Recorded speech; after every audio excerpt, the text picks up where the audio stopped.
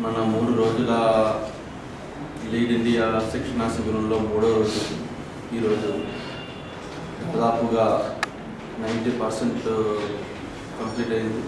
కానీ గత 2 రోజులు సెషన్స్ కన్నా ఇప్పుడు జరిగిన సెషన్ మాకు చాలా ఆసక్తికరంగా ప్రతి మనిషికి కూడా మనసుకు హత్తుకునే విధంగా ఈ సెషన్ జరిగింది.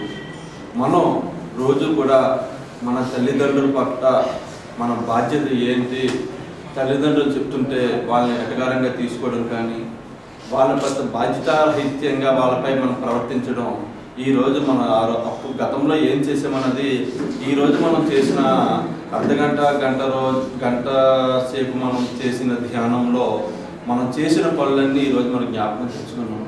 అయ్యో, తల్లిదండ్రుల పట్ల ఇటువంటి బాధ్యతారహితమైన పనులు మనం చేసామా?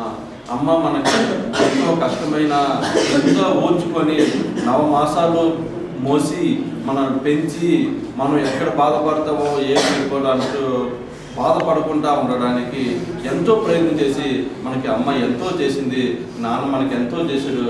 అమ్మ నాన్నలకు మనం ఇచ్చే మర్యాద ఇదేనా నిజంగా అంటూ ఒక్కసారి మనకి తెలియకుండా మనం చేసిన తప్పులు, తెలిసి చేసిన తప్పులు ఈరోజు అందరం కూడా మనం తెలుసుకున్నాం. కాబట్టి నేను ఇటువంటి శిక్షణ మన లీడ్ ఇండియా ద్వారా గతంలో నేను తీసుకున్నాను.